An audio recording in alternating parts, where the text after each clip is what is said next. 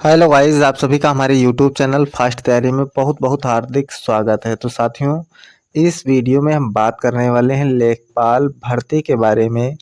तो साथियों, उससे पहले दो लाइनें हम बोल देते हैं। बेरोजगारी कम थी लेकिन बढ़ाई गई है, लेखपाल भर्ती फंसी नहीं थी, फंसाई गई है। कारण भी जान लेते हैं क्यों। आप सभी को पता है कि लेखपाल भर्ती परीक्षा में कितने प्रश्न आए थे? 100 प्रश्न आए थे। ठीक, इसका जो पेपर है कौन तैयार करता है? तो एग्जामिनर तैयार करते हैं, जो इसी के एक्सपर्ट होते हैं। आप सभी ने देखा होगा, अब तक जो भी यूपीएससी की परीक्षाएं हुई हैं या यहाँ तक अगर ले लें यूपी पीएससी की, तो दोनों उसमें प्रश्नों का स्तर क्या रहता है आप सभी को पता है, लेकिन तब भी त्रुटियां नहीं होती हैं। ऐसे प्रश्नों का चुनाव किया जाता है जो कोर्ट कचहरी के मामले से बाहर रहती हैं। यानी एक आध प्रश्न तो हो सकता है जो ये है जिस पर विवाद हो, लेकिन यहाँ तक कोर्ट कचहरी तक मामला नहीं जाता है। वो उसको आयोग रिवाइज आंसर की जो होती है उसमें यदि आपत्तियां उचित होती हैं तो उसको सही कर देता है। लेकिन यूपी ट्रिपल एससी का मामला उसके बिल्कुल जस्ट उल्टा है। कितने प्रश्न थे लेखपाल परीक्षा में?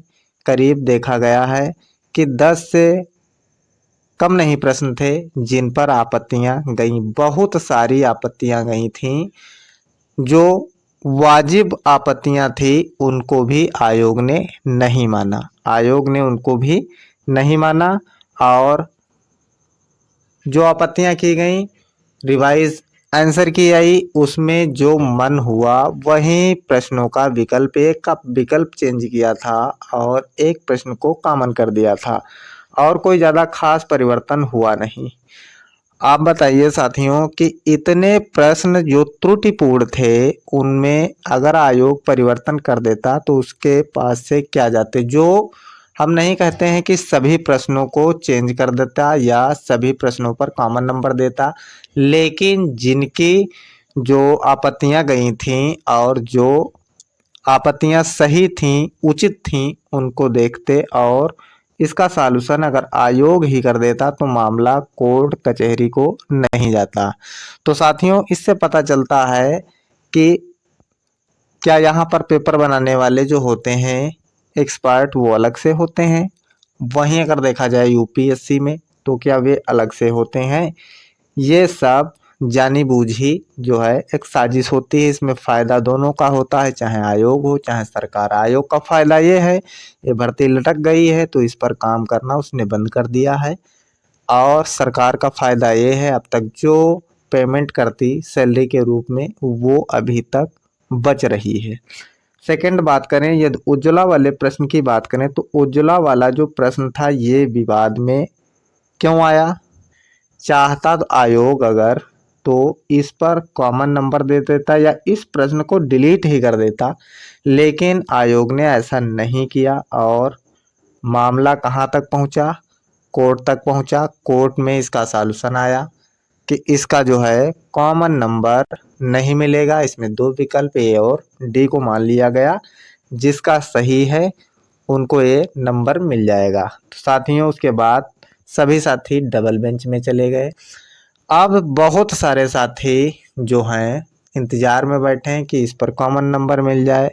अगर मिल भी गया तो रिजल्ट इतना लेट हो रहा है, सभी साथी इतने परेशान हैं रिजल्ट को लेकर। यदि मामला ये कोर्ट में ना होता तो शायद अब तक ज्वाइनिंग हो चुकी होती, क्योंकि आप सभी को पता है करीब इसकी परीक्षा हुए 1 साल होने को है, अभी कुछ भी नहीं निर्णय हो पाया है।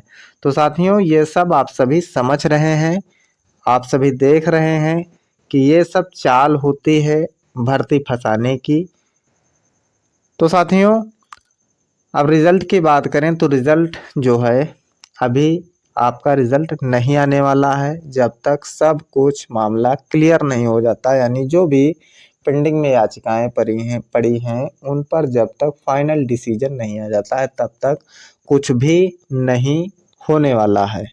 तो साथियों, यही आप सभी से मुझे बताना था। लेकिन अब हम कुछ भी नहीं कर सकते हैं। जो मामला कोर्ट में है अब वही कोर्ट करेगा, या तो इस पर कॉमन नंबर दे देगा या इसे डिलीट करेगा। तो साथियों, आपके इस केस की अगली सुनवाई जो होगी वो 19 अप्रैल को होगी। चलिए केस स्टेटस देख लेते हैं। तो यहाँ पर देखिए 19 अप्रैल 2023 को आपकी अगली सुनवाई होगी। केस आपका जो है फ्रेश लिस्ट में लगा हुआ है। तो साथियों, आशा करते हैं ये सुनवाई हो जाए और हो सकता है इसका आर्डर रिजर्व हो जाए या आर्डर सुना भी दिया जाए। तो साथियों, यही ईश्वर से कामना है कि जल्द से जल्द जितनी भी पेंडिंग ये याचिकाएं पड़ी हुई हैं सभी निस्तारित हो जाएं और आप सभी का रिजल्ट जल्दी से आ जाए, ताकि आप सभी को जॉब मिल सके। चलिए साथियों, तो फिर मिलते हैं किसी अन्य वीडियो में। तब तक के लिए नमस्कार, धन्यवाद, जय हिंद।